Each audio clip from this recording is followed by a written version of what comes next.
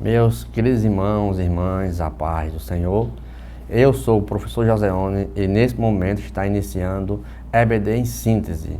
Este programa ele é de inteira responsabilidade do Departamento de Ensino da Igreja Evangélica Assembleia de Deus e da Superintendência Geral de Mossoró.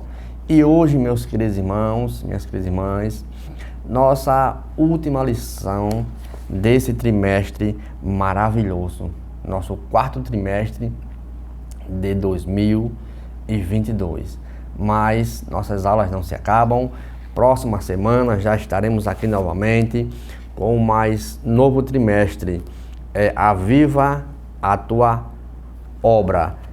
Mas esse trimestre foi uma lição muito maravilhosa do livro do profeta Ezequiel. E hoje é a nossa última aula, a lição de número 13, no dia 25 de dezembro, noite de Natal, dia de Natal, que tem como título O Senhor está ali. Meus queridos, nos acompanhem pelas mídias sociais, pelo nosso canal do YouTube, EBD em Síntese, pelos canais da TCM, TV AD Mossoró 8h38 e pela nossa rádio FM Libertadora 96.3. Lembrando que a reprise será no sábado pela manhã, às 8 horas, na rádio Libertadora. Então, o título da nossa lição de hoje, lição de número 13, O Senhor está ali. Nosso texto de ouro, nosso texto áureo, diz assim: não se fará mal nem dano algum em todo o monte da minha santidade, porque a terra se encherá do conhecimento do Senhor, como águas que cobrem o mar. Isaías capítulo 11, versículo 9. Verdade prática diz assim: o Deus de Abraão, o Deus de Isaque e o Deus de Jacó governa soberanamente o seu povo. Ele está no meio do seu povo. Nossa leitura bíblica em classe são apenas 5 versículos, que vai do livro de Ezequiel, capítulo de número 48, dos versículos 30 ao 35. Lembrando ao professor que é de responsabilidade da pessoa dele de ler todo o capítulo de número 8. Primeiramente, é essencial, na lição passada nós falamos que o bom é ler do capítulo 40 ao 48, que vai falar justamente das estruturas do templo, de alguma restauração, e agora a parte do milênio que vamos estudar hoje, essencialmente. E a lição, ela é uma lição bastante maravilhosa, e desde já dizer aos irmãos que vamos estudar sobre os aspectos da cidade de Jerusalém no milênio.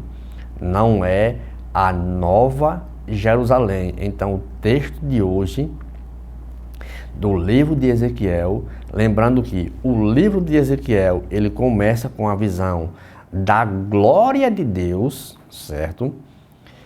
E conclui com a descrição da glória de Deus na Jerusalém glorificada, que terá um novo nome, certo, irmãos? Observem, o livro de Ezequiel começa com a visão da glória de Deus e conclui com a descrição da glória de Deus na Jerusalém glorificada, que terá um novo nome.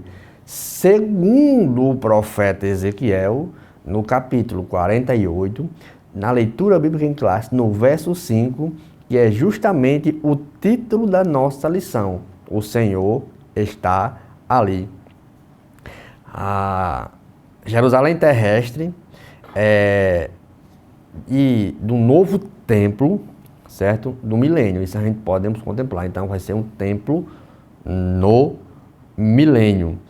E vemos que no último livro da Bíblia, no livro de Apocalipse, aparece também uma Jerusalém, que vai tratar de uma nova Jerusalém, que é a cidade do Deus vivo. Isso podemos ver em Hebreus, capítulo 12, versículos 22.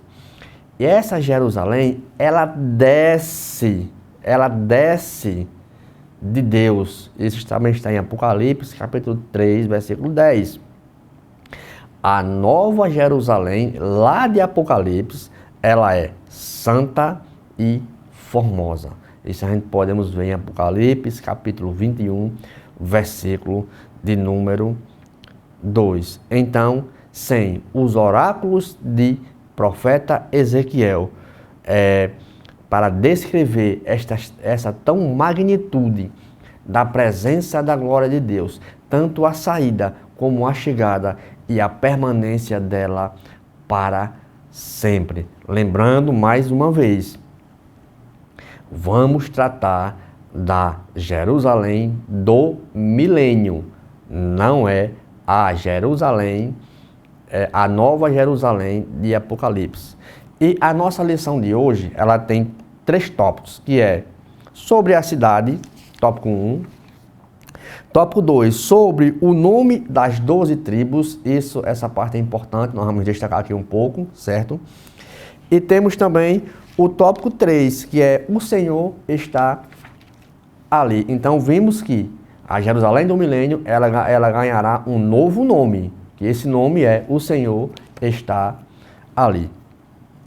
Então, sobre a cidade, embora o nome da cidade ela não seja mencionado, não é mencionado o nome da cidade, mas no contexto da nossa leitura do capítulo 48, deixa claro que é Jerusalém. O termo saída da cidade diz respeito aos limites e às extremidades da cidade de Jerusalém. Então vejamos,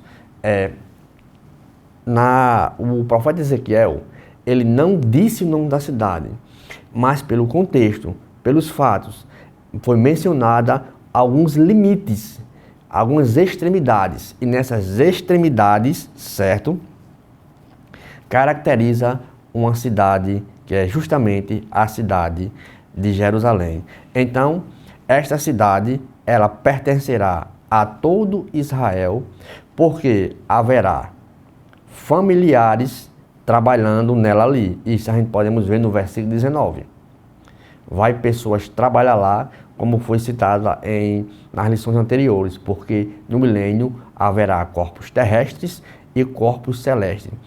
A cidade, ela se localiza muitos quilômetros, certo, da atual Jerusalém, ou seja, muitos quilômetros ao sul da Jerusalém atual.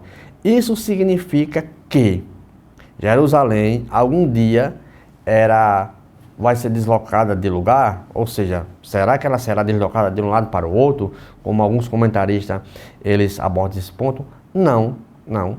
Apenas o que? Mostra que ela nunca será transferida. O local fluirá por quê? Porque um rio sairá de lá. É importante que, quando é mencionado nos capítulos 40 a 48, o único nome da cidade que aparece ali é o Senhor está ali, que no hebraico, vamos estudar, é Adonai Chamar. Isto se refere ao nome da cidade que é cercada por muros. Então, o local de onde fluirá o rio será chamado Jerusalém. Não é mencionado nos capítulos do 40 ao 48, mas apenas com o nome o Senhor está ali.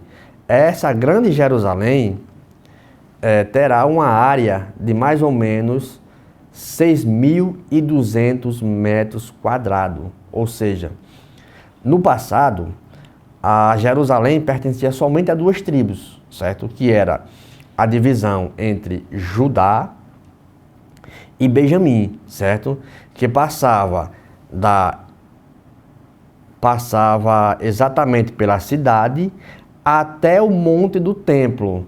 Ou seja, Judá ficava próximo ao altar e próximo ali às áreas ali de Judá ali, próximo ali a parte oriente das tribos antigas, logo na entrada da porta, e o altar ficava justamente localizada na tribo de Benjamim. Você vê, olha só, então o monte do templo, ele ficava ali todo a Judá, aquela parte ali da entrada. Mas a Sina do Holocausto já pertencia às terras de Benjamim. Então, no futuro, Jerusalém, essa terra, ela será demarcada tanto do norte quanto do sul, tanto de Judá quanto de Benjamim. Então, como sabemos isso? Vamos fazer aqui uma conversão de unidades métricas atual, por exemplo. Um côvado, se a gente ler o capítulo 48, vai falar de côvados para cada tribo, né? Vai dar as dimensões da cidade. Por exemplo, um côvado, ele média, isso dependendo do dicionário, 50 centímetros, 52,5 centímetros, certo? Que dá mais ou menos 10 mil canas, no popular, chamado biblicamente. Que 10 mil canas, ela dá 31,5 quilômetros. Por quê? Porque uma cana, ela mede 3,15 metros.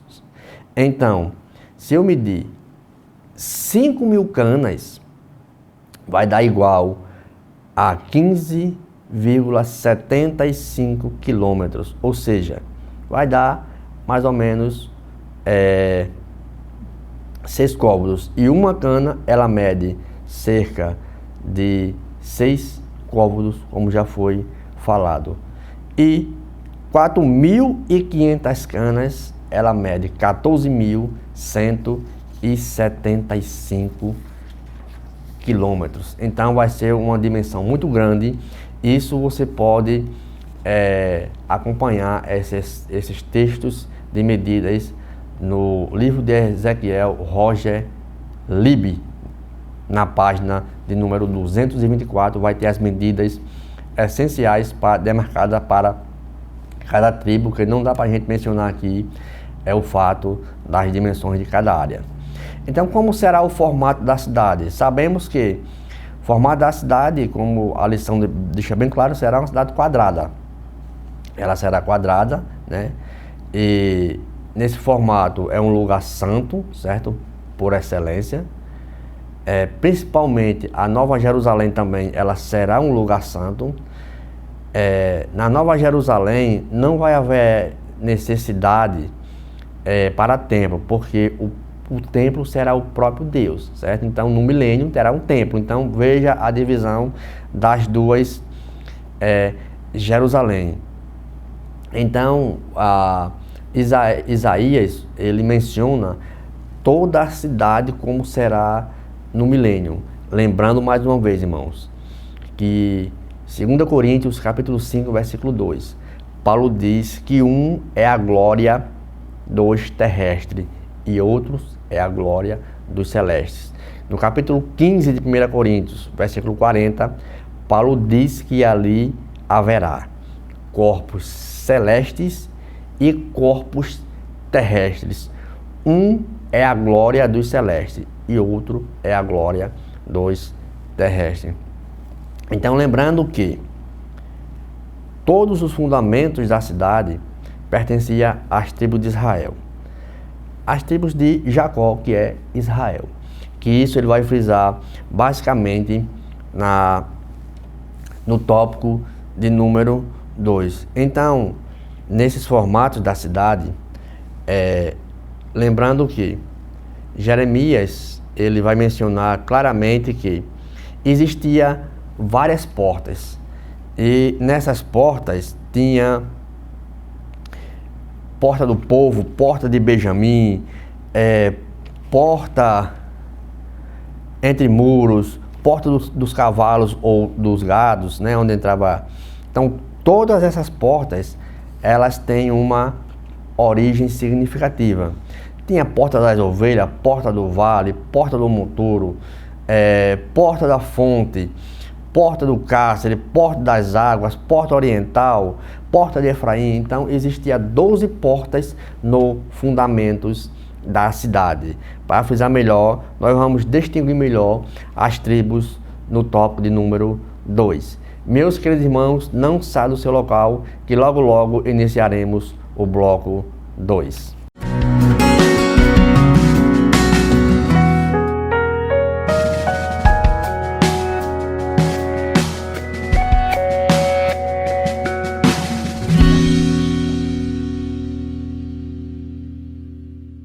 Meus queridos irmãos e irmãs, estamos de volta agora para o bloco de número 2. Nos acompanhe pelas mídias sociais, pelo nosso canal do YouTube. Vai lá, deixa o seu link, coloca um comentário que iremos responder a sua dúvida. Então, sobre o nome das 12 tribos. As 12 tribos de Israel. Lembrando que as 12 tribos de Israel têm o nome dos filhos de Jacó, descrito pela ordem do seu nascimento, certo? Se a gente olhar o livro A Justiça Divina, que acompanha a nossa lição, na página 149, ele vai falar justamente de cada capítulo sobre as tribos de Israel. Então, era quem? Era Rúben, Simeão, Levi. Lembrando que a tribo de Levi, ele não teve herança, né?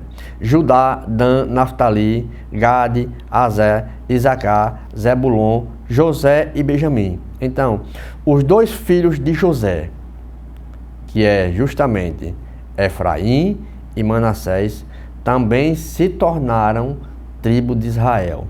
A tribo de Levi não recebeu herança como todas as outras. Então, vamos distinguir aqui quem era quem em cada tribo.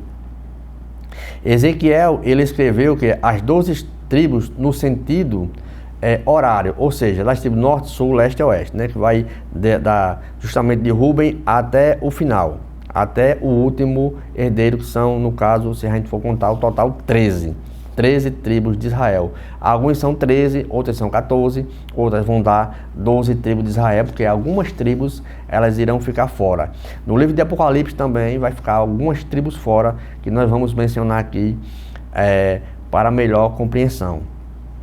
Por exemplo, como assim sentido horário?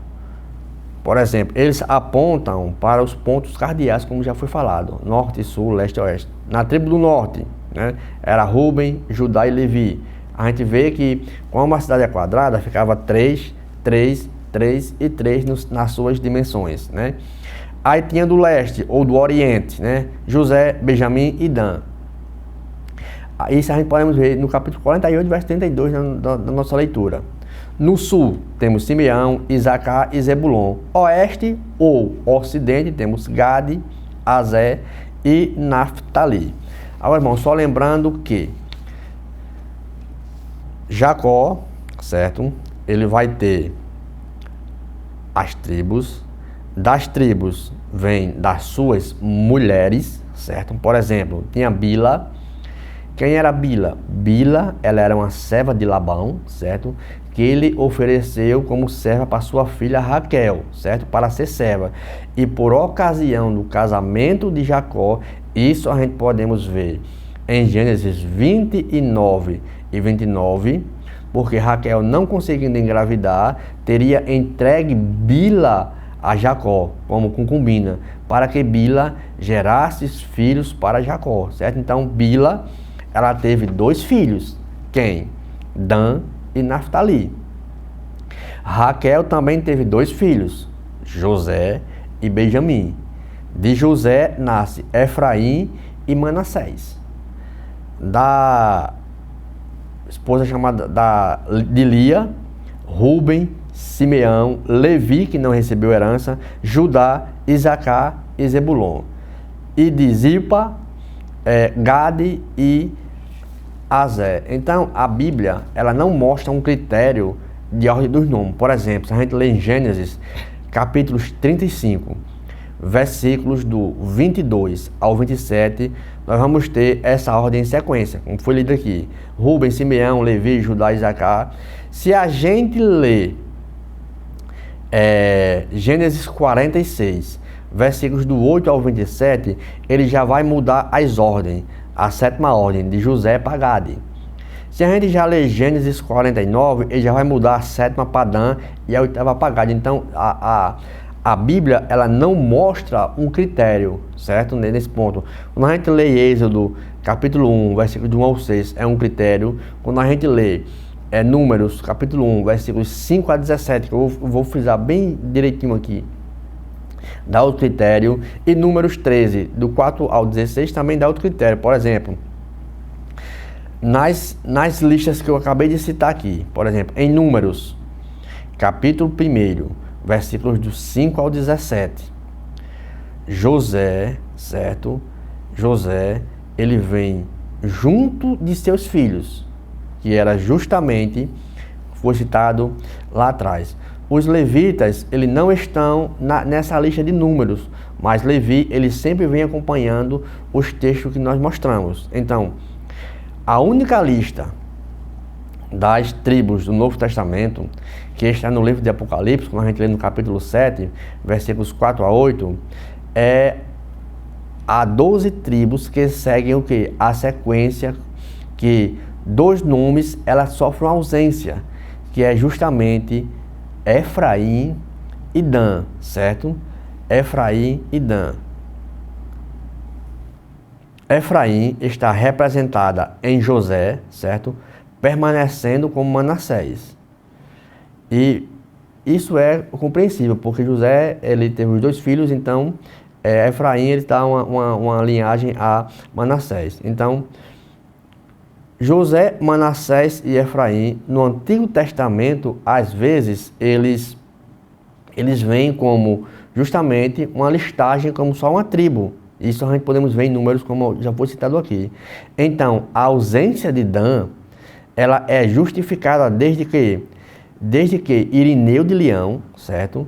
Ele, no ano de 202 depois de Cristo, quando ele mencionou justamente uma interpretação rabínica ao aparecimento de Cristo, porque ele diz que a tribo de Dan, certo? Ela foi não aparece nessa linhagem, porque a tribo de Dan, ela é como uma serpente que sempre traíra o seu povo. Então, outros sugerem justamente isso, que a tradição judaica, ela omitiu o nome de Dan, porque na linhagem dessa tribo, certo, vai sair o anticristo. Isso até o livro do autor aqui, Justiça Divina, página 149, ele defende essa posição. Também porque a palavra profética anunciada que no milênio e a Nova Jerusalém, ela também vai ter 12 portas. Então as portas justamente representam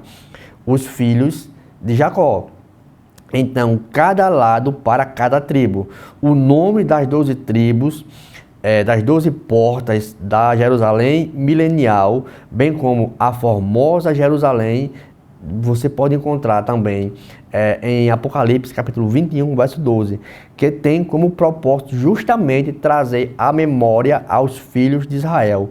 Então, o formato que ele dá é justamente uma localização quadrática. Então, só para lembrar que a Jerusalém, no período de Ezequiel e Jeremias, possuía apenas 7 portas. Mas aqui vai possuir 12 portas. Na época de Neemias, também tinham 12 portas, que era a porta do gado, porta do peixe, ou porta de Damasco, porta de ovelha, porta do vale, porta do monturo. Então, tinha 12 portas assim, justamente como no milênio, haverá também 12 portas ali. É bom a gente conhecer um pouco dessas tribos, de alguma linhagem, para a gente entender justamente de onde saíram essa linhagem. Então, a gente vem desde Tera, Sara e Abraão, H, Ismael, que deu início aos ismaelitas, aí Sara e Abraão teve Isaac, Isaac e Rebeca tiveram os filhos. Desses filhos nasce Jacó e Esaú. Esaú deu linhagem aos Edonitas e Jacó deu linhagem justamente a 12 tribos de Israel, com Lia, Zilpa, Bila e Raquel. Meus queridos irmãos e irmãs, não sai do seu local, que que logo logo iniciaremos o bloco 3.